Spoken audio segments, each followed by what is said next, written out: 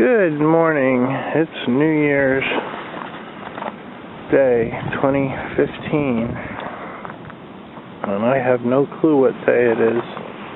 Middle of the week somewhere. Maybe it's Tuesday or Wednesday. I really don't know. Anyway, I'm going to change the color of the videos. I change them every year. And I'm starting the day and the spicy wind's taking my mom's dogger out. Not feeling too hot today, I don't know. I've got to figure out why the hood's not opening on my mom's car. I put it all together. I can't put the fluids in because I can't open the hood, so we can't use it yet. I figure out how to break in there and fix the stupid hood latch. I don't really like for is one reason.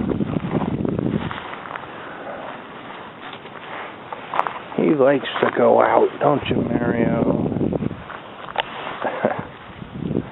Highlight of his day. Yep. Here we are, starting 2015. With my Mario. Let's hope that the year's not like this. Well, I wasted half of the day arguing money with my mom.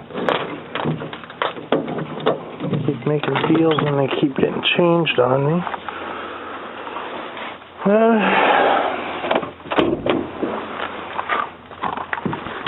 going to end up bankrupt.